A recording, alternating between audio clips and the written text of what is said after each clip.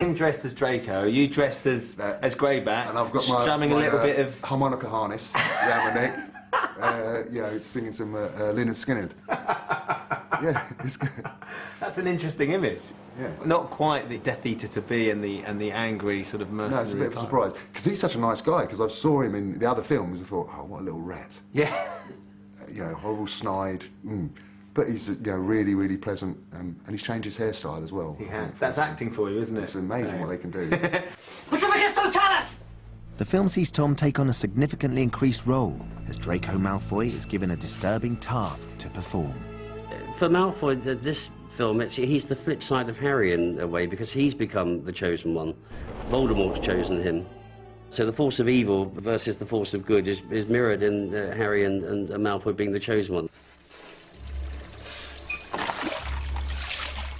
He doesn't have half the heart of Harry, and admittedly it's quite a different scenario he's found himself in, but it's a tricky one, and sometimes he's all for it, and other times he's petrified at the thought of it, so he's back and forth quite a lot. Draco's mother and aunt, Bellatrix Lestrange, are so concerned for his well-being, they enlist the help of Professor Snape, played by Alan Rickman, to keep a watchful eye on him. Professor Slughorn, sir. I just discovered this boy lurking in an upstairs corridor. He claims to have been invited to your party. Okay, I was gate crashing. Happy? I'll escort him out. Is he quite daunting to work with? It's endlessly daunting. I mean, we've been shooting today with Alan, Helena and Michael all on the set at the same time, so... How do you deal with that? Daunting isn't the word, Ben, yeah, to say the least. I revel in it. I thoroughly enjoy it. It's the equivalent to watching, if you're a football fan, it's like going to watch your team live in the flesh. It's not only do you get to learn endless things, it's just a joy to watch them. Whilst Draco's busy unsettling the peace, he's missing out on all the fun. But Ron is more than making up for it. He gets a lot of action in this film, doesn't he? Yeah, he does actually, yeah. He gets Lavender. Jessie, she's really nice. Tell us a little bit about Lavender. Oh, Jessie Cave just brings her to life in the most deliciously unpleasant way. She's one of those girls who is like a leech. Of course I'll wear it. She has a crush on Ron, and she gets him in her mitts, and she won't let him go, and she's really fun, you know, annoying and fun. Becoming the girl who gets to kiss Ron was quite an experience for actress Jessie Cave, who plays Lavender. It was so amazing, because I honestly came away from it being, if I don't get the part, I don't care, because I've had a screen test. That was exciting enough. It was, because it was almost, you know, you've had 5 minutes of being, you know, as if you had got the part, because you were fully in costume and you were on a real set, but also we had to improvise, which was... With Rupert? Yeah, straight away. So we didn't even do any script bit before, and you just went straight into an improvisation. And what did you have to do? I just had to be, you know, I just had to be Lavender. And Ron was sitting on a sofa reading, and I had to just go bound up to him, and that was it. And so basically, within 2 minutes of getting there, I was told, right, just improvise. And so I had to come out of the room and go into the Hogwarts common room, and I was just like, what am I doing? I don't know what I'm doing yet. I said, Rupert, do you mind doing some improvisations with 7 different girls, all in about 3 hours?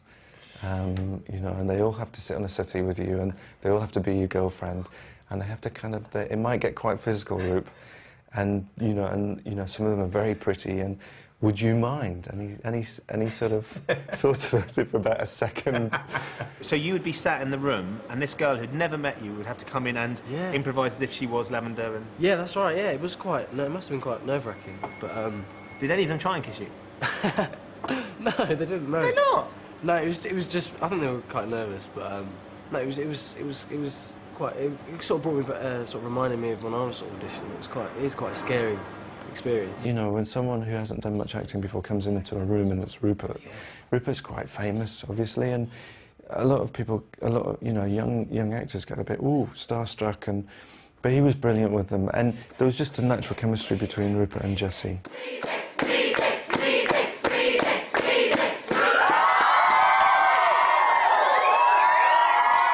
I was really nervous actually because it's quite a scary, really uncomfortable feeling because the first one we did was in the dormitory after the Quidditch match, and the whole room was full of people, and I was standing on this like plinth, like this little stage, and no, it was quite scary.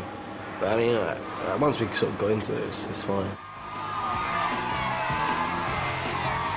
But the course of true love never runs smoothly, and not everyone is happy with Ron's new status as a love god. Lavender was the catalyst in making Hermione realise that she actually does have feelings for Ron, and Ron finally being like, yeah, I am attractive, and, you know, I can get a girlfriend if I want to get a girlfriend. I think Hermione sort of views Lavender as though she's kind of another species. She doesn't quite understand what Lavender is or how possibly Ron could be attracted to her. Excuse me, I have to go and vomit. Where is he? Things come to a head between the two girls when Ron talks in his sleep, revealing his true feelings as he lies ill in the infirmary.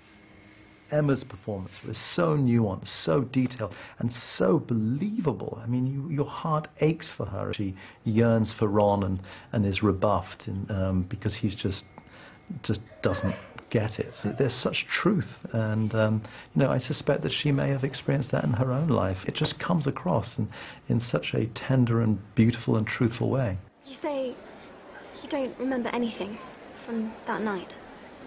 Anything at all? There is something. But it can't be. I was completely boggled, wasn't I? Boggled. Typical boys, like, they'll say all of this when they're slightly drunk or slightly kind of not with it, and they'll say all of these things that really mean a lot to you, and then the next day they'll just be like, what? What did I say? No. Yeah, I've had experience with that myself. It's not very funny, I have to say. Not very funny. Ron likes Hermione. Hermione likes Ron but can't quite express it, and Harry and Ron, not Harry and Ron, that would be, well, you know, this is a whole thing that Joe hasn't written, but we thought we'd add just to, you know, make the audiences a little more interested. No, there is that would be quite unexpected. Well, mind you, at the read-through, I was sitting next to Jo. She comes to each of the read-throughs, and I look at her making notes. She makes the occasional note, and she wrote this. Dumbledore had this line. She said it wouldn't say this, and as we're walking back to my office, she says, Dumbledore's gay. And I was like, oh my God. That was a revelation for you. That was a complete revelation. And that's why he wouldn't have said that line. Yeah, that's why he wouldn't have said that line. So just to clarify, it's not Ron, but his sister Ginny Weasley who sets Harry's heart racing. It's very complex because, of course, Ginny, as Harry's best mate's sister, it's a bit of a... It's quite a political situation between Harry and Ron. Because at the beginning of the film, Ginny's dating Dean Thomas. Slick git. Honestly, well, they're only holding hands. And Ron's not happy about that at all and saying things like, well, you've got to hate anyone who dates your sister just on principle. And so Harry's sort of going, oh, yeah. Knowing that he has feelings for Yeah, exactly. And so it's, no, it's quite a tricky situation, but it is a really nice part of the story. When you read The Half-Blood Prince, did you read it and think, oh my goodness, my character ends up snogging endlessly with Harry Potter? What's that going to be like to have to film? Yeah, I mean, when I read it, I didn't... People kind of always go, oh, did you expect that to happen? Did you always think that? And I was completely shocked when I read it, because people had already kind of read on before. Like, some of my friends were really quick at reading it, and they were like, oh, have you read this page? And I'm like, no, I haven't read that. Harry and Ginny are getting closer, and Ron, the thought of his best friend and his sister is just not pleasant, should we say. Ginny and Harry are sitting on the couch, sort of having this quite sort of romantic sort of scene. I just come in and sit between them with a bowl of pies. And we must have done it 20 times because we couldn't stop laughing. Again, because Ron sort of sat down and said, pie? Neither of them could say the word. It was just they just laughing before they'd even said it. So you were the one that was corpsing? And Rupert, me and Rupert, yeah. Bonnie a bit, but not so much. Me and Rupert. She's professional. Come on, exactly, let's me and face it, Rupert between the three of you. terrible Yeah. at corpsing, still. I mean, I've got a lot better. Rupert's awful, still. It does get quite annoying, because I've ruined so many takes. Yeah, it's just there's no reason for it as well. It's just really annoying. Do you end up apologising? Oh yeah, I feel really bad because sort of the day just goes on and on and on. Pie? Not for me, no. You had to do those scenes where you do the kiss. What was that like? Yeah, it was weird. It was actually the first scene that I filmed on No. the whole film, yeah. And So start with the hardest and then work down. yeah,